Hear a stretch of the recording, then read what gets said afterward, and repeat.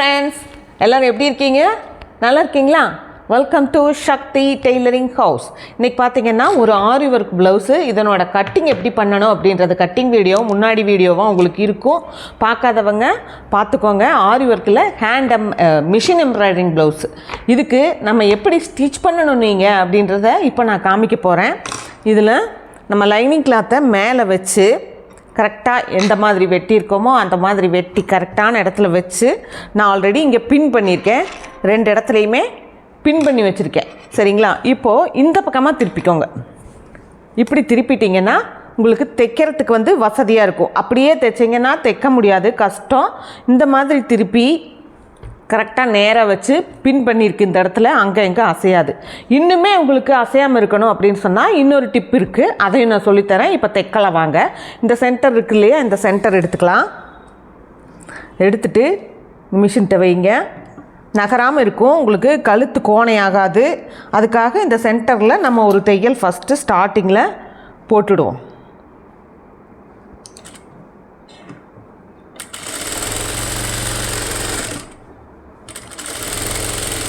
அவ்வளோதான், போட்டு எடுத்துருங்க. இப்போ நகரவே நகராது, உங்களுக்கு தைக்கிறதுக்கு நல்லா ஈஸியாக இருக்கும். இந்த மெத்தடை ஃபாலோ பண்ணுங்கள். இப்போ இந்த கழுத்தினோட எட்ஜில் இந்த இடத்துலையே தையல் கொண்டுட்டு வாங்க.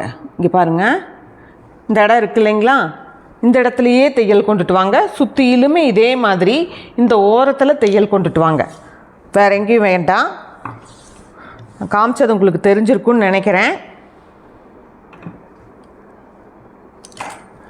அப்படியே நம்ம எப்பவும் கழுத்து தைப்போம் இல்லைங்களா, உள்ள மேலே வச்சு தைச்சு திருப்பி தைப்போம் இல்லையா, அதே மாதிரி இந்த கழுத்தினோட எட்ஜ்லேயே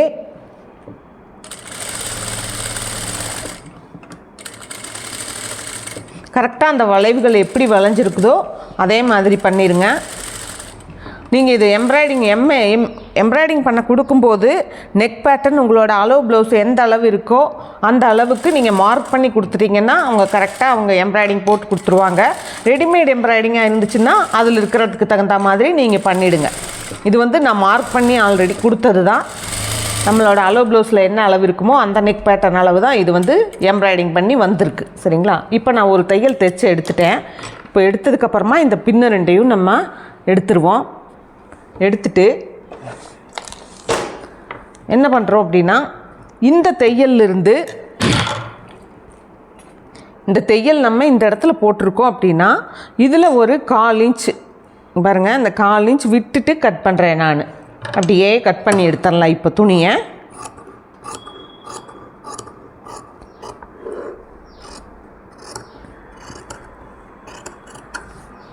இந்த மாதிரி சுற்றிலுமே 1/4 இன்ச் விட்டு கட் பண்ணுங்கள்.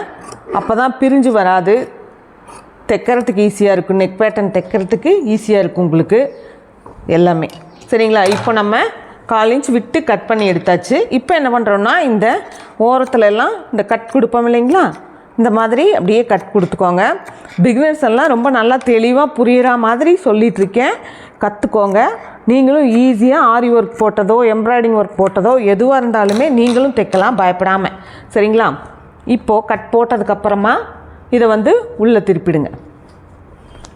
உள்ளுக்குள்ளே திருப்பி அப்படியே ஃபுல் நெக் பேட்டர்னையும் உள்ளே திருப்பிடலாம். உள்ளே திருப்பிட்டு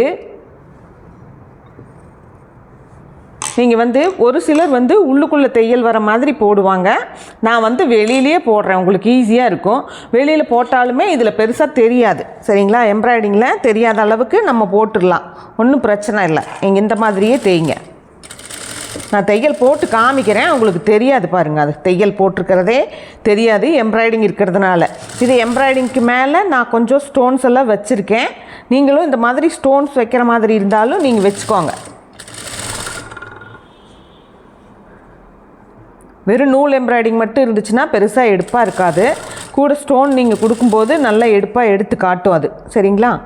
அப்படியே அந்த கழுத்தை கரெக்டாக வச்சுட்டு இந்த எட்ஜ்லேயே தைச்சிட்டு வர்றேன் நான்.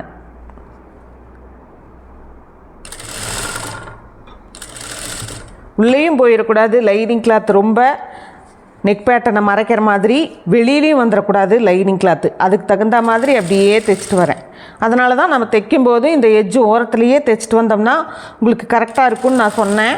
நீங்கள் ஃபஸ்ட்டு தையல் போடும்போதே இந்த எட்ஜ்லேயே தைச்சிட்டு வந்தீங்கன்னா உங்களுக்கு அழகான ஃபினிஷிங் வந்துட்டு ஒன்றும் மாற்றம் இல்லாமல் வந்து கிடச்சிரும். பயப்பட தேவையில்லை.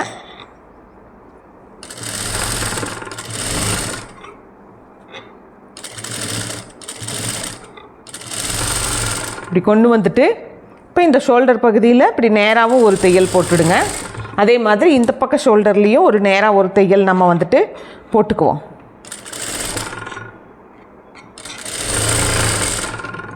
மேலே நம்ம வந்து 1/4 இன்ச் விட்டு தான் கட் பண்ணியிருக்கோம், அரை இன்ச்சுக்கு மேலே. இப்போ பேக் சைடு நம்ம வந்து ஃபினிஷ் பண்ணிவிட்டு அதுக்கப்புறமா அந்த ஃப்ரண்ட் கழுத்தையும் நான் உங்களுக்கு ஜாயின் பண்ணி காமிக்கிறேன். பார்த்துக்கோங்க ஃப்ரண்ட் கழுத்து எப்படி ஜாயின் பண்ணணும்னு. இது வந்து 15.5 இன்ச்சு உடம்பு சுற்றளவு, உயரம் இவங்களுக்கு 15.5 இன்ச்சு கரெக்டாக இருக்குதா அப்படின்றத நம்ம செக் பண்ணிக்கலாம். 15.5 பார்த்திங்கன்னா இந்த இடத்துல வருது. இதோட நம்ம மடக்கி அடித்தோம்னா கரெக்டாக இருக்கும். சரிங்களா? இப்போது இதை ஃபோல்ட் பண்ணிக்கணும். இதுக்கு வந்து ப்ளவுஸ் சைஸ் பெருசு, நீங்கள் உங்களதோட சைஸுக்கு தகுந்த மாதிரி பண்ணிக்கோங்க. இப்படி மடிச்சிருங்க. மடிச்சுட்டு நம்ம எப்பவும் போல் பேக் சைடு மடிக்கி அடிக்கிற மாதிரியே இதை நீங்கள் அப்படியே மடித்து அடித்து கொண்டு வந்துடுங்க.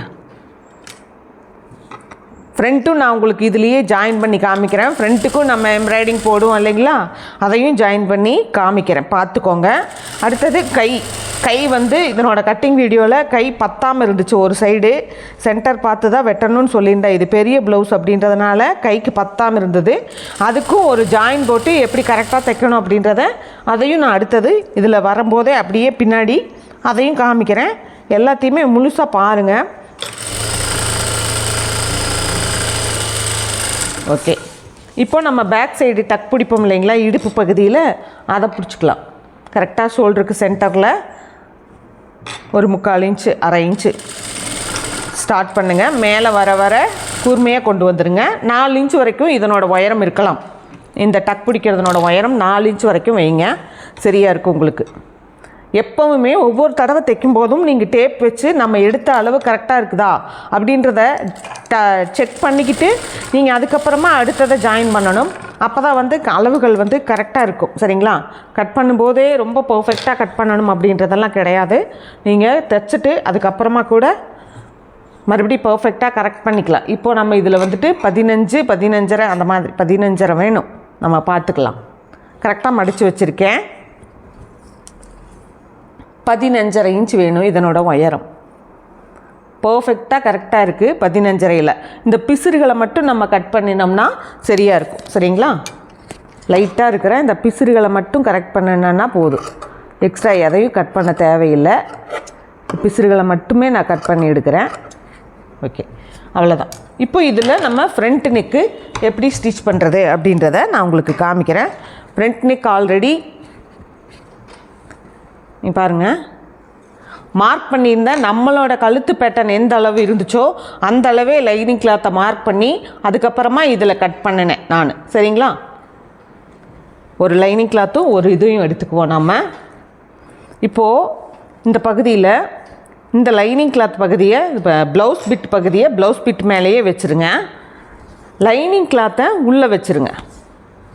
உள்ளே வச்சுட்டு இது பிசிறு இல்லாமல் தைக்க போகிறோம். இது நூலாக பிரிஞ்சு வரும் அப்படின்றதுனால உள்ளே வச்சுருங்க. இந்த இடத்துல பார்த்திங்கன்னா ஒரு 1/4 இன்ச்சுக்கு மேலே இந்த ஷோல்டர் ஜாயின் பண்ணும்போது 1/4 இன்ச்சு இந்த பக்கம் இந்த லைனிங் கிளாத் இருக்கணும். அதே மாதிரி இந்த துணியும் 1/4 இன்ச்சு இந்த பக்கம் இருக்கணும். இதை இப்படி 1 by 1 வச்சுருங்க.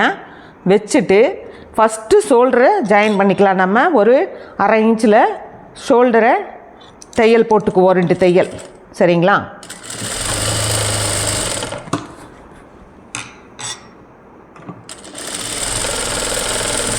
இப்போ ஷோல்டரை ஜாயின் பண்ணி எடுத்ததுக்கு அப்புறமா அப்படியே வச்சு கழுத்து பீஸையும் நம்ம வந்துட்டு இந்த கழுத்து இருக்குது இல்லைங்களா, இதையும்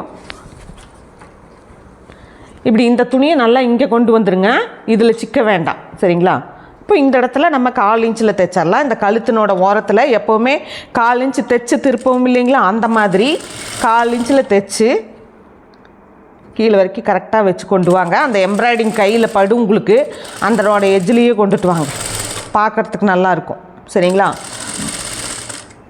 ஒரு சில இதில் எம்ப்ராய்டிங் வந்து கழுத்து ரொம்ப அகலமாக போட்டு கொடுப்பாங்க. நீங்கள் அந்த மாதிரியெல்லாம் வெட்டிட வேண்டாம். உங்களோட அளவு ப்ளவுஸில் எந்த அளவுக்கு இருக்குதோ நீங்கள் அந்த அளவுக்கு மட்டுமே பண்ணுங்கள். அப்போ தான் ப்ளவுஸ் கரெக்டாக வரும். அவங்க இந்த ஓரத்தில் இருக்கிற பிசிறுகளை நம்ம வெட்டியாச்சு. வெட்டிட்டு இதுலேயும் இந்த வளைவுகள் இருக்கிற இடத்துல நம்ம லைட்டாக கட் கொடுத்துடலாம். கொடுத்துட்டு நம்ம இப்போ இதை திருப்பினோன்னா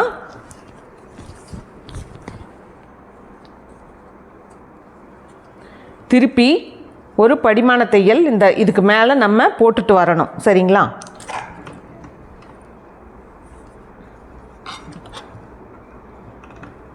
இப்போது இப்படியே ஃப்ரண்ட் நெக்கும் நமக்கு எப்படி ஜாயின் பண்ணுறது அப்படின்றதையும் நீங்கள் கற்றுக்கிட்டீங்க.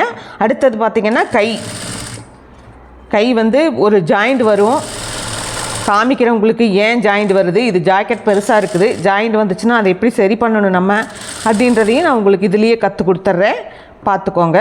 உங்களுக்கு இதில் ஏதாவது சந்தேகங்கள் இருந்துச்சுன்னா எனக்கு கண்டிப்பாக கமெண்ட்டில் கேளுங்க. லைக் பண்ணிவிட்டு பாருங்கள். சப்ஸ்கிரைப் பண்ணாமல் இருக்கிறவங்களும் சப்ஸ்கிரைப் பண்ணிக்கோங்க. சரிங்களா? இப்போ நம்ம இதில் ஃப்ரண்ட் நெக்கும் பேக் நெக்கும் எல்லாமே தைச்சாச்சு. அடுத்தது கைப்பகுதி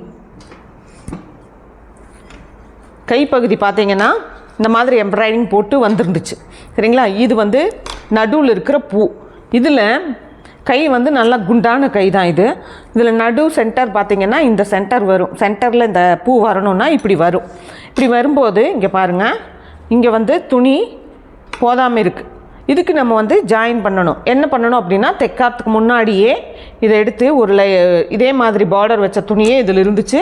உங்களுக்கு ப்ளைன் துணி தான் இருக்குதுன்னா கூட நீங்கள் ப்ளைன் துணியை கூட வச்சு ஜாயின் பண்ணுங்கள். இதே துணியை வச்சு ஜாயின் பண்ணுங்கள். வச்சு நல்லா ஒரு 1/2 இன்ச்சில் தைங்க. இது நூலாக பிரிஞ்சு வரக்கூடிய மெட்டீரியல் அப்படின்றதுனால நம்ம ஒரு 1/2 இன்ச்சில் தைக்கணும். சரிங்களா?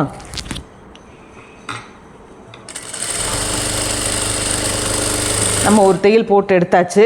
அடுத்து இன்னொரு படிமான தையலும் போட்டுடுங்க. இது வந்து நூலாக பிரிஞ்சு வரும், கொஞ்சம் இதாக இருக்கும். அதனால் ஒரு படிமான தையலும் போட்டு எடுத்துருங்க. எப்போ துணி தைக்கும் போதுமே நம்ம வந்து கஸ்டமருக்கு அது லைஃப் வரணும், நிறைய நாளைக்கு அந்த துணி அவங்க போடணும் அப்படின்ற மாதிரி தைங்க. இப்போ நம்ம தைச்சு எடுத்தாச்சு. தைச்சு எடுத்ததுக்கப்புறமா இந்த லைனிங் துணியை எப்பவும் போல் இது மேலே வச்சு, இப்போது இந்த மாதிரி ஜாயின் போடுற துணிகளுக்கு எப்போவுமே ஜாயிண்ட் எல்லாம் போட்டு முடித்து கையை தைச்சதுக்கப்புறமா நம்ம கை வளைவெல்லாம் கட் பண்ணுறது அதுக்கப்புறமா கட் பண்ணினா தான் கரெக்டாக இருக்கும் உங்களுக்கு. சரிங்களா? நல்லா வரும் அப்போ உங்களுக்கு பார்க்குறதுக்கு. முதல்லையே கை வளைவு கட் பண்ணிட்டிங்கன்னா ஜாயின் பண்ணும்போது மறுபடியும் அதை சரி பண்ணி தான் ஆகணும் எப்படி இருந்தாலும். அதனால் முதல்லையே நீங்கள் வந்துட்டு கை வளைவெல்லாம் கட் பண்ண வேண்டாம். ஜாயின் போடுற துணிகளுக்கு ஜாயிண்ட் எல்லாம் போட்டுட்டு தைச்சி முடிச்சுட்டு அதுக்கப்புறமா நீங்கள் கை வளைவுகளை கட் பண்ணுங்கள். இப்போ திருப்பிட்டு நம்ம இதை வந்து இந்த மெயின் கிளாத்தை கொஞ்சம் அயன் பண்ணிக்கணும். சுருக்காக இருக்குது இங்கே பாருங்கள். இந்த சுருக்கெல்லாம் நம்ம அயன் பண்ணி எடுத்துக்கலாம். முடிஞ்சால் தைக்கிறதுக்கு முன்னாடியே அயன் பண்ணிக்கோங்க. உங்களுக்கு தைக்கும்போது கரெக்டாக நீட்டாக வரும். சரிங்களா? இந்த பார்டர் சம்டைம்ஸ் இந்த மாதிரி சுருக்கு இருக்கிறதுக்கு வாய்ப்பு இருக்குது ஒரு சில சாரீஸில்.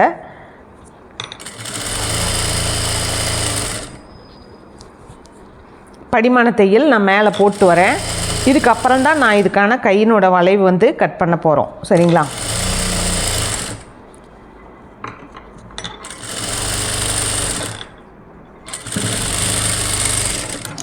ஒரு தையல் போட்டாச்சு போதும். இது நம்ம அயன் பண்ணால் இன்னும் கொஞ்சம் நல்லா நீட்டாக வந்துடும். இந்த சுருக்கு வந்து இப்படி நேராக நிமிந்துடும்.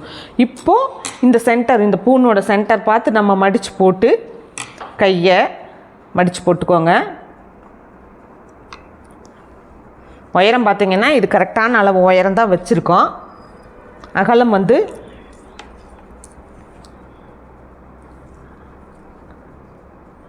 9.5 இன்ச்சு தேவைப்படுது நம்மளுக்கு.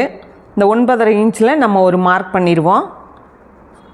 கையினோட அகலம் 9.5 இன்ச்சு, உயரம் பார்த்திங்கன்னா 8.5 இன்ச்சு. சரிங்களா? இப்போது மேலேருந்து ஒரு 3 இன்ச்சுக்கு மார்க் பண்ணிடலாம். நம்ம இந்த 1.5 இன்ச் வந்து தையலுக்கு போயிடுங்க. அதனால் இதோடு விட்டுடுங்க. இதை விட்டுட்டு இப்போ இந்த இடத்துலேருந்து உங்களுக்கு கை வளைவு கொடுங்க, சரியாக வரும். இதையும் கரெக்ட் பண்ணிடுங்க. கீழேயும்